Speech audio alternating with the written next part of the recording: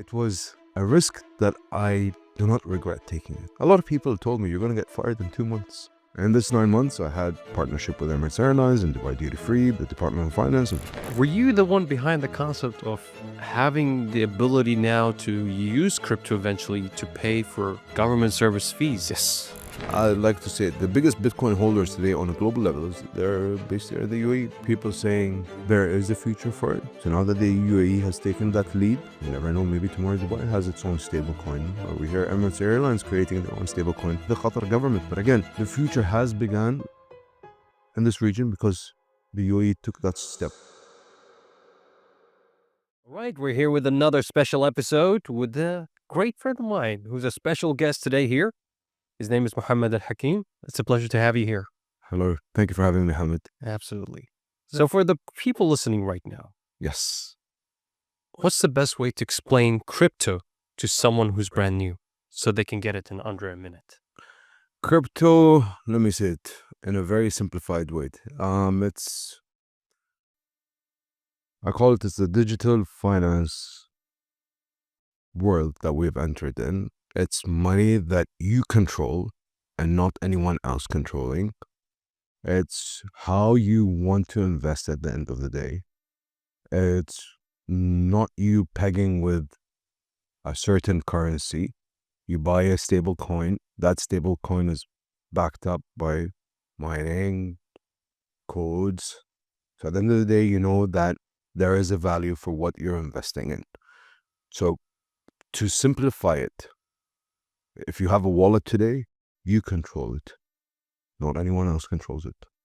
You say to what you want to spend to, you say yes or no. Let me say it in a different way.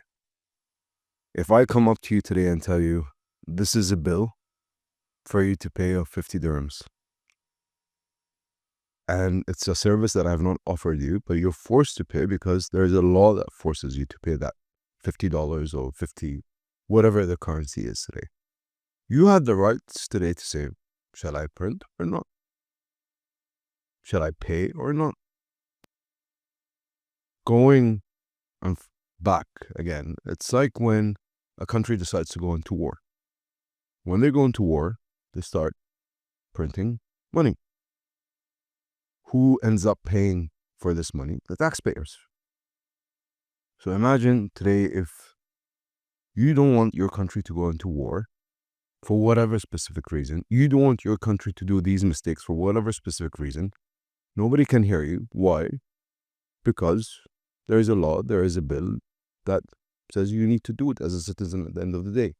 Now, alhamdulillah, in our region, we're very safe, but our own we did see a lot of geopolitical where a lot of people or certain governments stopped their citizens from spending their own money. And when you stop your own citizen from spending his own money, what happens is your economy collapses.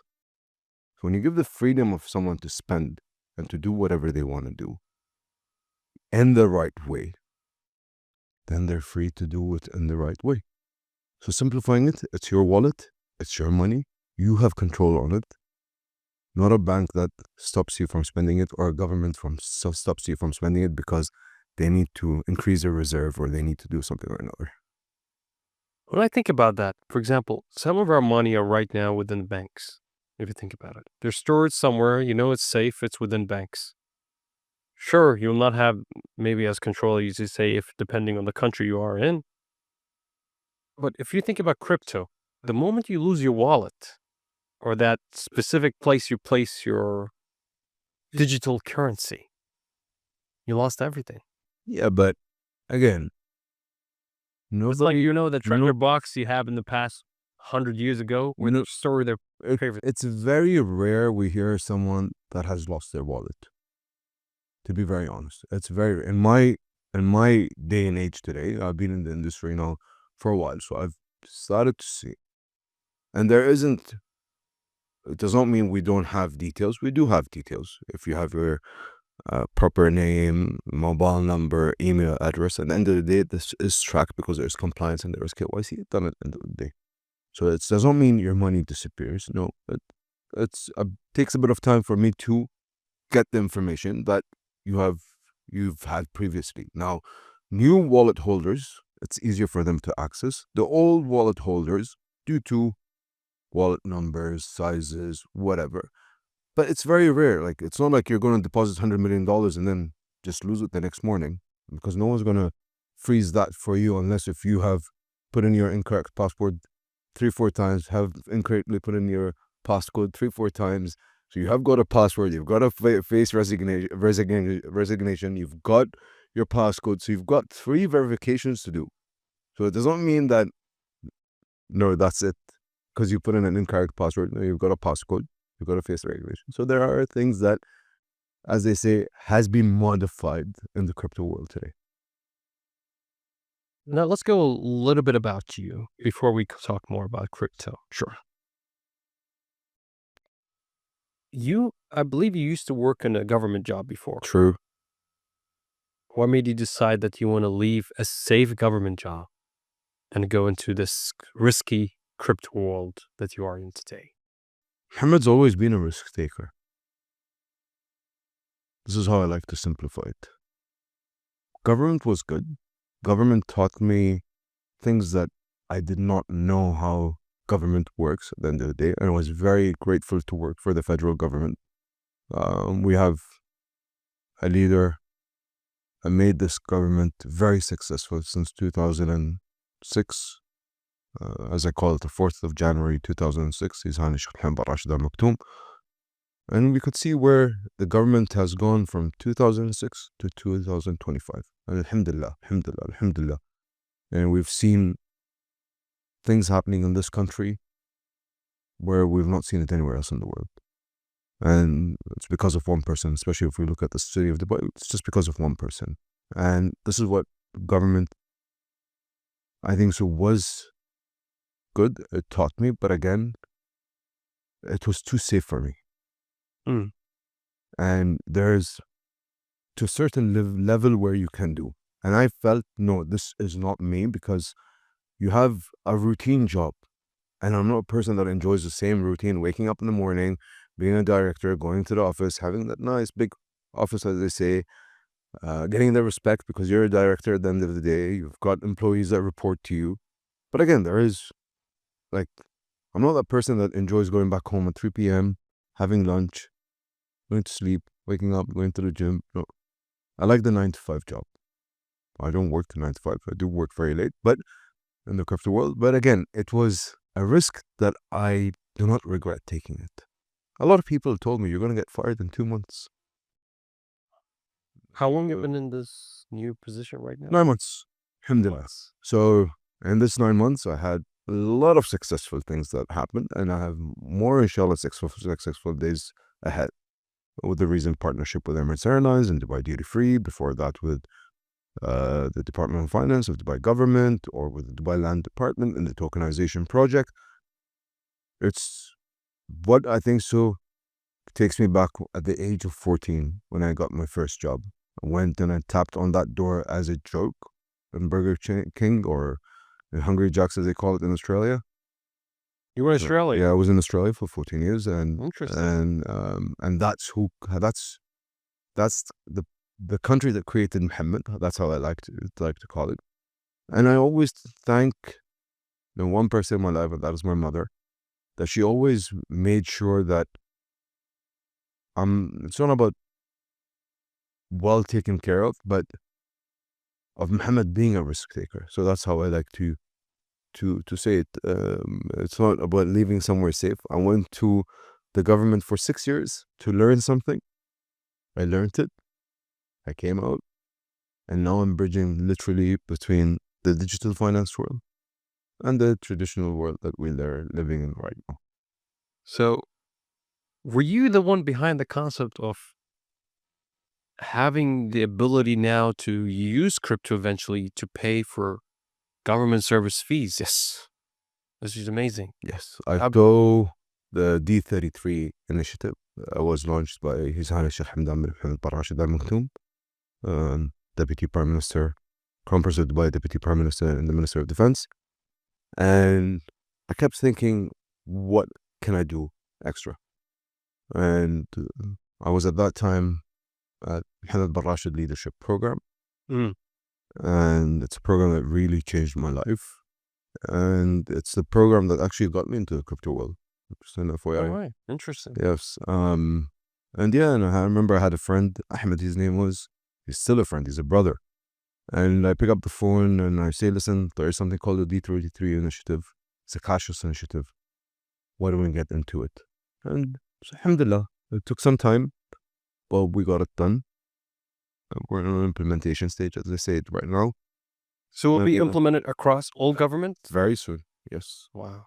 When So every citizen right now living in Dubai eventually In the will be UAE. able to use Dubai crypto yeah. to pay for government service. Yeah. Or fees in that case. Wonderful.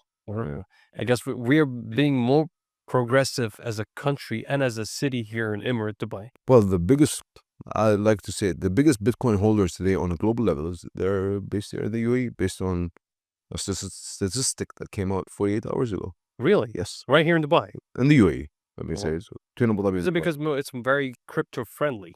It's not about being crypto friendly. We live today in a country, in a city, where safety is the number one thing today that you have. And if you're sitting on a flight, if you're walking down in Dubai Mall, you ask any tourist, why are you coming? And right now we're in a summer, 50 degrees outside, or 48 degrees as I call it. Or sometimes I say minus 48 degrees, so that's how I like to call it. You ask them, why have you come to the city? They will tell you, it's safe. People are nice. You guys are amazing. From the moment you welcome us till the moment we leave this country or this city, we always have a memory that stays. It's the only city, as they say it, you leave your mobile phone, your bag on the table, and you walk away after 35, 45 minutes. You come back, it's still there. And this is all thanks to, I think so, again, goes to back to one person, that is His Highness Sheikh Mohammed Al Rashid, for giving us that safety to live in. So when you come and look at these businessmen moving, these millionaires and billionaires moving to Dubai, there is one reason: safety. Your money's protected. The government's not going to force you on invest on this or invest on that. No. Ahlan wa sahlan, as we say in Arabic. You're free to choose how to use your money. Yes. Much more so. Which is very true. And now, it's talking in this, in the subject of money, there's recently a release of a dirham wallet. Yes. An AE coin, you mean? AED coin. Yes. Yeah. An AE Which is coin. dirham. Yes. What is virtual? It's a virtual. It's launched by Maraya Bank in Abu Dhabi. I think so implementation will be in Q3 and Q4. And this is a very great step, because we're the first, I think so, in the region to take that out. Is it similar to the USDT? Similarity. There's a similarity to it. But yeah, just for you to have a stable coin under the United Arab Emirates or under AE Arab Emirates name, that's a big thing. So you're saying that it will not fluctuate or be volatile? Well, it's still early for us to look at that. We still need to see it listing. I still do not have more insight about it. But again, having that initiative, that's just a bold step that has taken place. Because if you go 1 year ago into the UAE or back 1 year ago, and if you go and talk to someone, I want to create a stable coin, we don't have interest about this. As some people say, I enjoy feeling the money in my hand. I do not like seeing it. But now this is the reality where we're going through, and alhamdulillah. So it's a great move. That's the thing that is amazing about the city of Dubai, and especially about the UAE in general. They're always open to innovation. Yes. Always open to emerging technology. True. Always open to that, what we say, most people would say is impossible. We try to make it possible. True. And this is, I think so, that famous quote of Sheikh Mohammed Al Rashid that he always uses is, we live in a country and a city that we always take the I and M off and make it possible. True. And I am possible. Yes. And if we go back a few years ago during COVID, we launched a ministry actually here in the UAE called the Ministry of Impossible. Yes. And it was down at Emirates Towers. It was initiatives that you cannot get it done. You go there with a great team. We're able. So again, this is what I like about the UAE federal government and also with Dubai government, that it's all based on teamwork. It's not one individual that is sitting and doing everything. It's a team that is behind everything. A team of leaders. Team of leaders. Very smart leaders. And you could always go back to the ruler of Dubai when he says, don't thank me. I always have to thank first thing the team, because if it's not them, it's not going to be done. Yes, I do guide. I do say what I want, but does not mean that you can get some team players that don't want to do it. There are some team players who will follow you because they believe in what you want to do and they believe in what the city wants to achieve. So alhamdulillah, in adoption, we've been great in this city. We're lucky to have the tallest building in the world, the best infrastructure, and an amazing view just behind us. Absolutely, it's an amazing view right now. Almost going to be sunset. Yes. So catching up with time. Yes. Catching up with time right here, I would say, what is the biggest myth people in the Gulf really believe about crypto that just bugs you? Like, this myth is incorrect. Well,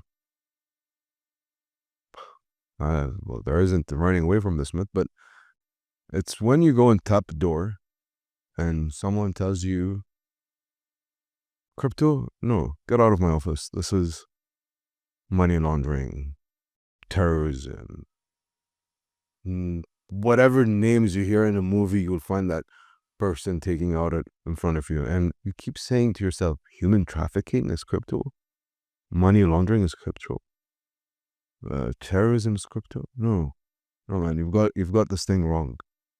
You sit down and speak to them, especially when you sit down and talk about Bitcoin reserve, and you show how much return you have on that Bitcoin reserve at the end of the day. It pays you better than getting an apartment, as I like to say it.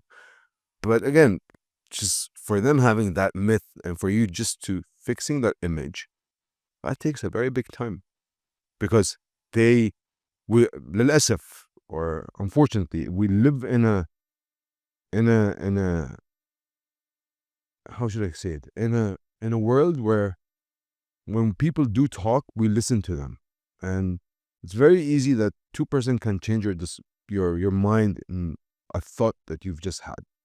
And it's very easy one person can come and change all of that back to what you were actually believing. So that myth is there and it's still going to be there. But again, I always say learn from the UAE, because it's the best place when it comes to adopting anything. And when I sit down in front of these decision makers or these leaders, I say to them, no one's saying to you, do it right away.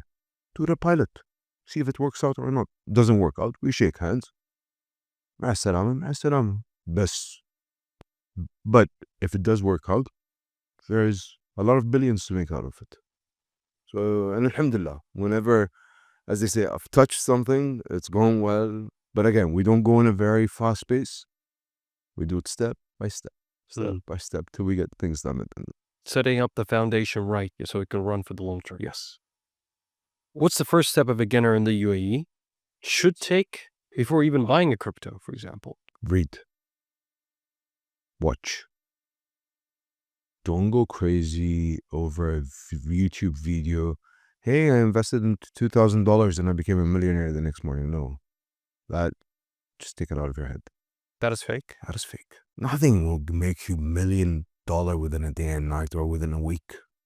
Yes, if you come to me 10 years ago and you told me you bought Bitcoin when it used to be $10,000, yes, I would believe you're a billionaire today or a millionaire today. But if you come and tell me, oh, Mohammed, I invested last week or a few months ago, I bought Bitcoin $73,000 and I sold it 124 on the peak 48 hours ago, I would still not believe it, because that's just plus 35% or plus 38%. So again, there is that thing I always say to a lot of people: read, listen, and don't go crazy. You want to invest? Actually, before I come to this podcast or to sit down with you, somebody gave me a coin, asking me, can I put an X amount in it? The first question I asked them, how much is your saving? He told me an X amount. I was like, you're willing to give up all your saving for this? He's like, yeah, because there's a future. I was like, based on what? This is not Ethereum or Solana or Bitcoin or USDT. What? Man, there are some currencies where you can go back and read. You couldn't see diagrams, but something that's going to launch tomorrow morning or the next week or has been launched 1 month ago, you cannot just build a myth out of that or just build a prediction. Also, ChatGPT will not give you that. So, again, Would you say you're an investor on the crypto? me, myself, Yes. alhamdulillah. So, how do you keep yourself calm when the prices are swinging like crazy? Or do you sell? No, I don't sell. To be honest, I've never sold. Really? Yes. I've been in it now for 2.5 years. And I've never sold a dime because I'm there for the long term. I'm not there for the short term. It's like when you buy gold, or when gold used to be $500 or $600. Today is an X amount. Something that you buy, you keep because you don't know I always look at it after 60 is what I'm going to do. Alhamdulillah, I have a job today. I have an income. I have a stable life. Doesn't mean I need to go crazy. Yes, you want to go crazy after 60, 65, 70. After retirement is good. Enjoy life. Nobody's saying this. This is the money that you've earned all this time. As they say, go take a cruise, go on a world tour. It's amazing. But again, why would I sell? Unless if I'm in need. And I'm not in need, alhamdulillah. So when it comes to cryptocurrency, keep. Because there are better days ahead. So, how can someone know if a new coin, for example, is real or just a hype? I would say I will not sell crypto.com because I'm the president over here in the region, but there are some good platforms out there. Every platform has an announcement. No platform or big platforms will go and take an announcement out unless they've not done their due diligence. So I always say, if a good platform that you're trusted, you're being able to deposit and withdraw whatever currency that you're depositing or you're withdrawing today, they're going to announce it. Wait for a few days, see how it goes, and then if you want to invest in it. But again, we hear today a coin disappearing. Very rare. Because again, the due diligence is done independently. There isn't anyone interfering in that. So it's been very safe, very stable. So, you're saying the coins that are in the big platforms like Binance, like Crypto.com, like all the others, might not be a way where there might be a pump and dump as they hear the term? No. If you tell me a few years ago, yes. Again, but now it's very rare I hear pumping them. I hear a lot of people actually these days do not look at that. And they don't look at investing in new coin unless if there is a trend going on it. A good marketing campaign that has gone out of it. So it's very rare you hear today someone saying, I put my money and I lost it. It's more the stability that people are looking at. There was a time when I don't know if it's still valuable as it is today, NFTs, Yes. where everyone was going the craze about NFTs. It was just 2 years ago, 1 year ago, even 3 years ago. And everyone was just buying at a ridiculous amount with Bitcoin or with other cryptocurrencies, buying those NFTs. And I felt like it had no use in my mind. Like, okay, you have exclusive art that only belongs to you. In a way, there's nothing really tangible that can be done out of it. What happened to it now? Is it still valuable? No, NFT is still there. It's got its own market. It's got its own people that are interested in it. And again, it was a hype, I would say, at a certain time. But there are certain investors that are happy to deal with NFTs and they look at it. I personally have not entered the NFT market. Some people even lost their money. Some people do. Again, A lot of people lost their money with it. Mohammed, today, whatever you do, whatever you invest in, also real estate, also a currency, also if you're buying oil or any commodity out there today, it's or you lose or you win. So again, there are some people that literally they will invest in things when it becomes a trend, but it's too late. Mm.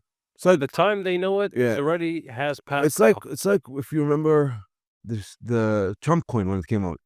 Mm. Nobody invested in it when it was $1 or $2 or $3 or $4 or $5. Everyone invested in it when it was $48.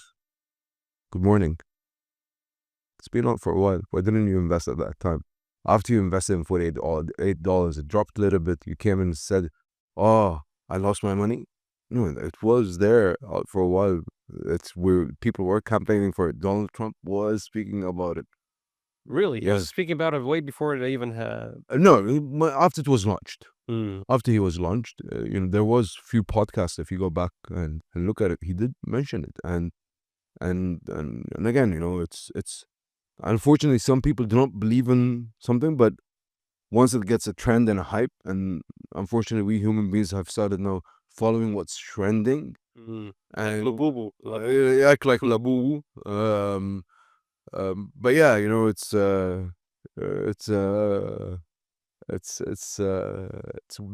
it's weird when we follow trends, but we need to understand that that trend is there for that specific time, and then it's gonna die. So if somebody comes and tells me what should I invest in, I tell them what the 5 most traded stablecoin that is out there today. Invest in that because you have a good return out of it. Don't come on something that is trending because I don't know. I cannot give you a guarantee, but I could tell you on statistical numbers of things that has been out there in the 7, 8, 9 years in the market, but I cannot give you a statistic of or numbers that has been out there for 2, 3 weeks. Mm. Make sense? What about in terms of Dubai right now? Why is Dubai the right place and not London, not New York for crypto growth? Dubai's, other than it's a tax-free, Dubai, I always like to see it in a different way. Dubai started the Virtual Asset Regulatory Authority before anyone else started it in the region. VARA today has hundreds of companies underneath them, chaired by His Excellency Hilal Al Marri. The team over there is doing an amazing job when it comes to legislation and so on. And crypto users are finding themselves there much safer, much happier when it comes over here. Because there's the right rules, the regulations, the laws out there, and they're free to do what they want to do.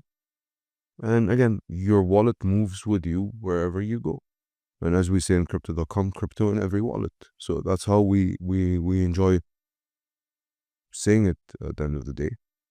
And Dubai has been a perfect example.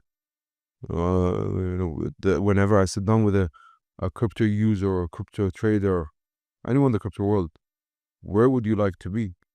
They would say Dubai. There was a very famous article that came out a few days ago by the New York Times. Nobody's interested in working or living in Singapore, Hong Kong, or London anymore. And Dubai has always been the first destination that people are choosing to come, to stay. There is that weird one person that will come out, I was caught by the police or whatever, an influencer that will come out, but that's fake. That's very rare. We hear these things over here in the city or in this country. But again, Dubai is, I guess, the safest city today in the world. You can never beat Dubai. What about the schools? Or let me add this. There's a very nice quote, or not nice quote. There was an interview by His Highness Sheikh Mohammed Saeed Al Maktoum, the chairman of Emirates Airlines, with Richard Quest on CNN. Okay. Where His Highness Richard Quest said to His Highness, when people bet on Dubai, he said, every time you bet on Dubai, you're going to lose. And that was and this was during COVID. Mm. And COVID was a perfect example where Dubai showcased itself as a brand, as a trademark, as an ink to the world. Everywhere else was shut. Dubai was always open for business. There was that mosque, there was that 2 meters distance, there was a lot of things that we took into consideration, but it did not mean we closed our borders. Yes, it was closed for 2 to 3 weeks to 4 weeks, as they say. But again, alhamdulillah, the numbers were there. Statistics were there. And again, as I like to copy Sheikh Ahmed when he says this, every time you bet on Dubai, you're going to lose. Because it's always been able to prove itself. And the perfect also example is the recession. A lot of people don't like to talk about it. But again, we had very bad negative media about the recession during that time. I still remember I was an employee at Standard Chartered Bank working in global markets. I still remember seeing Sheikh Mohammed Al Said coming out on TV and talking as he's the chairman of the committee. And Dubai was able to deliver Burj Khalifa, Metro, a Meydan Hotel, or the Meydan Racecourse during the recession. If I'm not mistaken, it was 2008, 2009. But again, Dubai has always been able to deliver, no matter how bad you talk about Dubai. And at the end of the day, you're going to come back. It's like as the famous Egyptian word, حتشرب من ماء النيل حترجع له حترجع له. That's how Dubai is. Once you visit Dubai, you're always going to come back to Dubai.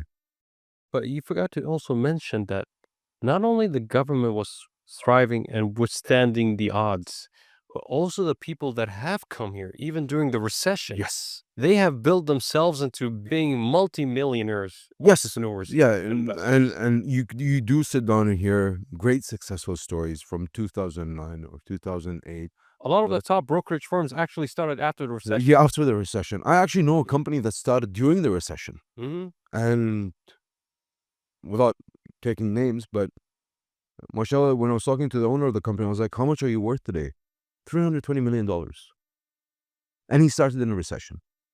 That's the thing. Yeah. So again, Dubai is, as they used to, or they still say it, is a city of dream. It's a city where things are possible to happen. And it's things that, we don't ever think that if you think that, no, I cannot do this in Dubai, no, trust me, you can do a lot of things in Dubai. And it's like, I also like to use it, our mission to Mars was launched, if I'm not mistaken, during COVID. We had the mission to Mars. The Hope probe. Yeah, yes. And it was actually, there was a live stream, bro, just right here in front of Burj Khalifa. And I still remember Her Excellency Sarah Al-Amiri standing out there on TV and talking, and we were able to send a probe to Mars during a COVID, which governments were sitting and thinking about keeping people inside, locked up. Where government over here We're was thinking about going all the way to Mars. So this is Imran Sharaf. He was part of the program. Yeah, Imran Sharaf was a part I of had him in the podcast too. Oh, mashallah. Yeah. Mashallah. It was a very, very interesting story, and he gave a lot of insight. One of the insight he gave was fail quick, fail cheap, fail fast. Yeah.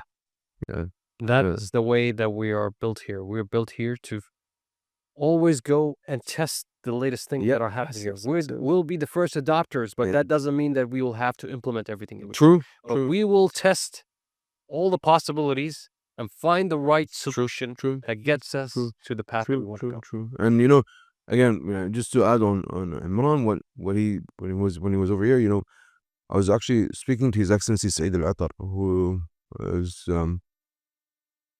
let me say the Director General of the Executive Office of His Highness Mohammed Al Rashid, and he heads the UAE or the Dubai or the UAE Media Council, and or the UAE Government Media Council. And anyway, so His Excellency Saeed was telling me when the first mission to space, he said, Muhammad, you didn't want to hear the negativity that came out. He said, and it was during COVID also, in 2021, if I'm not mistaken. Or no, before COVID, before COVID, when they had the first mission. And he was like, people were saying, when we were saying to them, everything is built in the UAE, they said, no, things were bought from the US, things were bought from Russia, things were bought from here and there, all, as they say, assembled in the UAE and sent to space. And he said that was very painful, because here I've worked day and night to make sure I take out a success story. He said I didn't take it in a negative way. I brought back the media. I took them to the Mohammed Al Rashid Space Center, and I showed them what these Emiratis are doing. And this is a country where we say nothing is impossible. Everything is possible for you to do today. So for the audience listening here, maybe you can name a specific new crypto that could start in the Gulf and spread worldwide. Do you believe there's such one?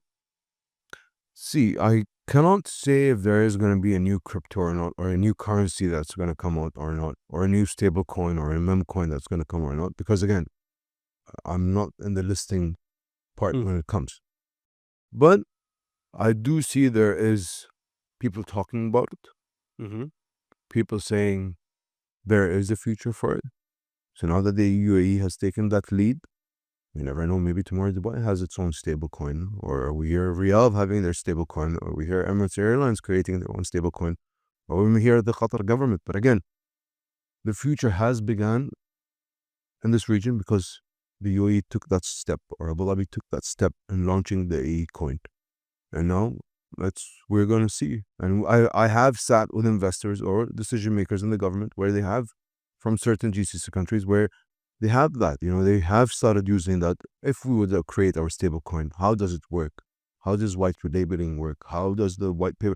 So there are things that they do speak about, but sometimes you ask yourself, are they serious or not? Can I quote or not? Because again, I cannot go and speak on behalf of government or a city at the end of the day. But I can say, yes, people have started to mention it more. And if there is any launch, they would advertise it at least 3 to 6 months before that, especially when it comes.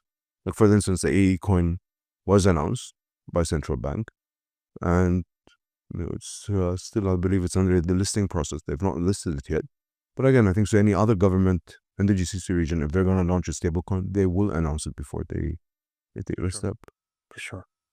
Now, if someone's gonna store their crypto, should they store it in a cold wallet at home or as a fund on an exchange, which might be safer? See, cold storage is always, or cold wallet is always the safest. That's how I like to use it. More than exchange. More than an exchange. And again, it differs person to person how they're looking at it, but cold is always safe. And the exchange is, yes, it's nice for you to have it there. There are a few risks that I don't want to get into, but again, cold is always cold. This is why it was called in the beginning cold wallet, because it's safe, it's there, you know where it is. Do you believe that crypto is still a real path to the wealth? Yes, and we're just in the beginning. It's not the windows closed. No, no, no, It's the game because everyone's thinking about Bitcoin right now. I like to use it this way. If we go back 1,000 years, Thousands of years ago. 1,000 years ago, All right. people were using silver and gold to pay for things. Yes. If we go 100 years ago, still a metal was used to buy and sell things. Then we started seeing paper money. We started seeing checkbooks. Where are the checkbooks today? Nobody hears about checkbooks anymore. That stopped. Hmm. Money is there, but it's your choice how you want to have it at the end of the day. You want to have it as a cash or you want to have it in your bank account. But again, printing cash, we're also going to see it disappearing. We've seen, you don't see anymore the 1 dirham or the 50 fils. Very rare you see it. There was a time in life where we used to enjoy, I'm a collector of that 1 dirham from the good 1990s where 1 dirham used to be this big and then became this small. And when the 20 dirham note was out and when the 200 dirham note, I have collected these things, but it's nice for a collection, for a memory. Where are we heading next? It's the digital world. And you have a tablet in your hand. You don't have a piece of paper today. This is a Not perfect anymore, word. yeah. So We're paperless. yes, and Dubai government is, or let's say Dubai has, or the UAE has taken that initiative to be cashless. And this is where I say yes, crypto is right in the beginning. It's 10 years, or let me say 12 years if you want to say, 13 years if you want to add. But again, we're just still in the beginning. What we're gonna see in the next 50 years, I don't know if I'm dead and alive by that time, but maybe our kids or our grandkids are going to see is a lot more of success than what we have seen. We're not going to have this conversation in the next 10, 20, 30 years time. I'm telling you from now. Well, You- the only way to find out is to live long enough to see, Inshallah, right? inshallah, Okay. inshallah. Is there anything in crypto that keeps you awake at night? Oh, yes, there are a few things in the crypto world. As you know, we live in Dubai, and the crypto world is alive in Dubai at night. During the day in Dubai, you see it's very quiet. So I always like to stay up a bit late. When I used to be a government employee, 10:30, 11 o'clock was lights off because I have to be up 7 in the office. In the crypto world, no. I sleep a bit late because I enjoy seeing up and down a little bit. I would wake up at 3 a.m. again just to check the market, see everything is okay, and go back to bed. But yeah, it's the only thing that keeps me up at night is, if I'm going to hear there's, for instance, this week, US has got their crypto week. There's a bill that is going to be passed, and we're all anxious, waiting to see what's going to be passed over there. Interesting. Whatever happens in America just affects everybody. Well, look, again, it's a trend, right? Today America's taking that step. Tomorrow you're going to find another country taking that step. Maybe tomorrow you find UAE taking also another step when it comes to the crypto world. So there's always been a step. So now America's now a hype because they're trying to regulate few things when it comes into the crypto world, and that's a great step. So we've seen that market move to a positive side. And again, I've started to understand a bit more of the market right now. So for instance, a friend called me that day. He was like, "Oh, Mohamed, I bought BTC against USD when it was 119. It's now down to 116. What should I do? Should I sell?" It's like, no.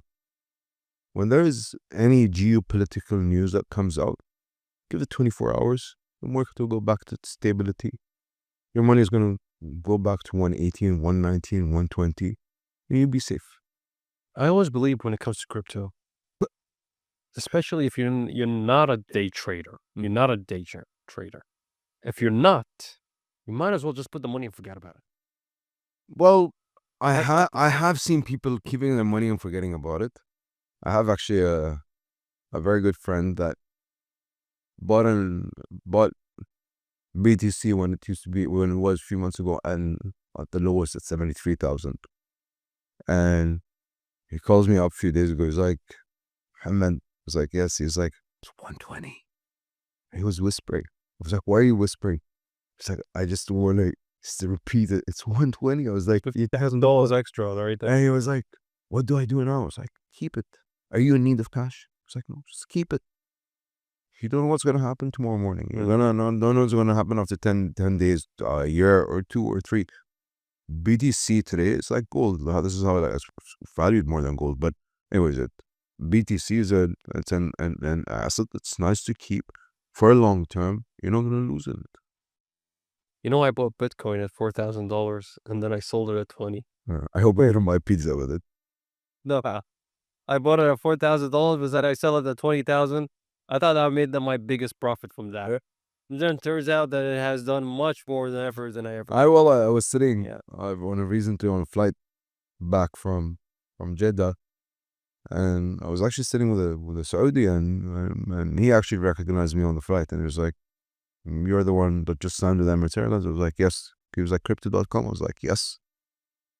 It's like, "I'll tell you something, share a secret with you." I was like, "Share the secret with me." He's like, "I bought Bitcoin when it was $5,000. And I bought it with an X amount. I have still not sold it." So I went quickly after he got up, and we're sitting in the lounge at the Emirates right at the back. The moment he went back to his seat, I went and I was like, "This guy's done great, good profit." Or after calculating, it was how many BTCs he bought at that time, and it was smart. And he never sold it. Never sold it. Oh, wow. He has it on cold storage. He's like, "I'm never going to sell it." He said, "I'm going to sell it." He's now 55. He said, "I'm going to sell it when I'm 75. That's if Bitcoin gets to be that long, for that long. Well, again, 30 years down the line, you never know what's going to happen, right? well, see, there is still 19 million Bitcoins remaining, right? Mm-hmm. And Remaining, or is it taken? I thought it was taken. no, yes, sorry, 19 million has been taken. Sorry, Yeah. 19 million has been taken.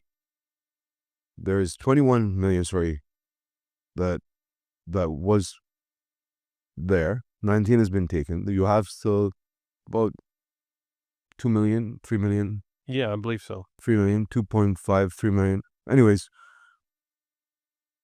again, after that, again, then it will be all about supply and demand, right? And again, there will be more demand on it at that time, because then that's it. You cannot You cannot even mine more. more anymore, and that's it. Yeah. You know, There's a limit. it's an end of story, as they say. After that, If you mine the final go in the cave. but again, Right. people are still, again, I say it's still early. We've not seen that era of BTC, and we will see it. Inshallah, I get to see it. I have that prediction in the next 5 years what it's going to be, and inshallah, it will hit the number that I have in mind. Now, I want to leave for the audience here that you have went through great success, alhamdulillah, mashallah, from being in the ministry to all the way to being, I started in private. I went to the private. ministry, and I came back to the private. which is you are now the president Yes. of this region Yes. specifically. If you were going to leave this interview, what single lesson about success will you leave with us here? Be a risk taker. Never say no. For the young generation that are looking at this podcast, and we'll say it directly to the cameras, whenever you have an opportunity in front of you, just take it. Don't think twice about this opportunity. If you don't test it, you will not know if it's good for you or not. For the parents that are looking at this podcast, use me as an example. I have fallen more than 20 times, but I never had anyone to grab my hand, say to me, "Yalla, get up." I would get up myself, know the mistake that I did, and not regret the mistake I did. Unfortunately, today,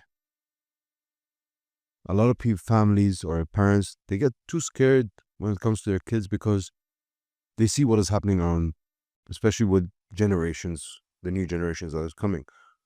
But I always say, yes, it's nice to have control, where, as we say in Arabic, تعلمهم في المبادئ. You teach them, you have to pray 5 times a day. When it comes to our culture or religion, you need to fast in Ramadan, you have to perform Umrah, you need to perform Hajj once in your life. These 5 pillars of Islam that you need to teach them. Other than that, if your son, your daughter wants to go and work in the private sector, wants to work in the military, you leave it to them. It's like, there was a nice time where your mother would wake up tomorrow morning and say, "Hamid, you're going to get married to this person, full stop." Right now, mothers don't want to do that because they know if this marriage goes in the wrong way, Yeah. as they say, or south, she's going to get the blame. She's not going to get the blame from the son, because the son or the daughter will not blame the mother, but the family that's going to blame the mother at the end of the day. So my one advice to the generation that is looking, and the generation I'm always saying is the ones that have just graduated from university up to the age of 35, take risks. You have just started your life. You've not seen anything yet. I still remember when I don't like to compare myself with others, because I have taken risk when I was at the age of 14. I did witness September 11. I was living in a foreign country. I saw a lot of things in front of me. So I always say to any person that's about to graduate from university, don't think twice. Take the first opportunity. Not what you have graduated with is the job that you need to work. It's simple, it's straightforward. I graduated with marketing and finance, but I'm in the crypto world today. I knew that I was a sales and business development person when I was at the age of 26, 27. And I've been going through that time. Yes, I have changed career paths, but it does not mean that I've stayed in the same career path. And I always say, if you're not, don't say I'm a businessman or if I'm not a businessman, if I'm a businesswoman, or if I'm not a businesswoman. Try once, twice, 3 times. You three times you failed. It's up to you if you still want to go with it or if you just want to stay with a stable job that's going to give you stable income. Some people, they say, okay, I've taken too many risks, I've taken too many falls, I just want to hurt myself. Some will say, no, I'm ready to take 10 falls just to make sure that I have got a great foundation to grow for tomorrow. So I guess that's one advice is be a risk taker. Don't think twice. It comes, take the opportunity that comes in front of you. Wonderful, insightful advice for especially the youth who are always, maybe afraid from the parents, afraid from life. Maybe to take that fear aside and take that opportunity when it comes at you. And always ask. And advice is for free today. Yes. And I have thousands of people reaching out to me on a weekly basis. Mohamed, I have this, I have that. I sometimes go out of my way. I would sit with someone, a random person in a coffee shop. Mohamed, what should I do right now? I'm stuck. Or someone would say to me, I'm a very big fan of yours. I want to learn from you. There are things I can teach you. There are things I cannot teach you. You need to teach yourself. I can tell you what you can do. I can guide you, but that's it. I cannot grab your hands and show you 1, 2, 3, 4. Life will teach you that at the end of the day. But again, I always say, don't be shy. I'm always, as Muhammad, if you would like to reach me, I'm always available. If I have time, I never say no. If I can assist someone just in advising them, why not? I never had anyone to advise me. Where can people reach out to you? Social media. Find me on LinkedIn. What's the username?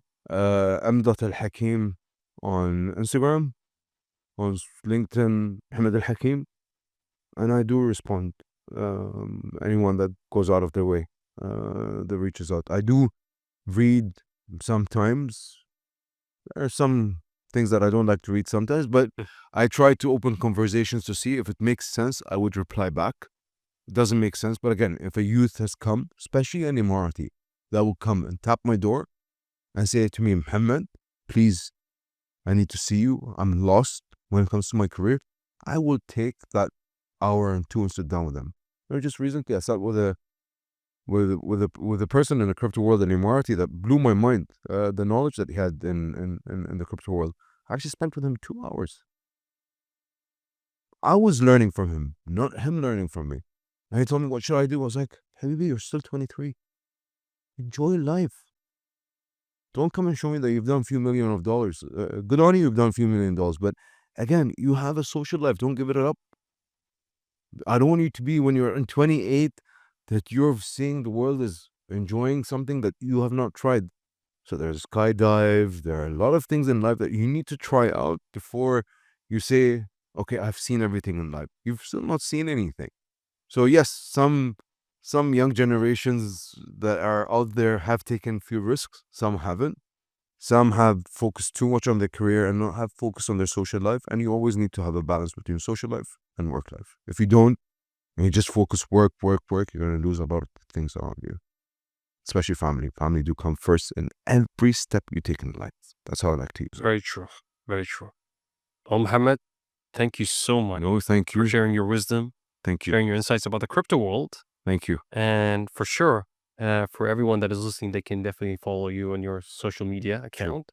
M.Hakim. Al Hakim, M.ALHAKIM, and Mohamed Al Hakim on LinkedIn.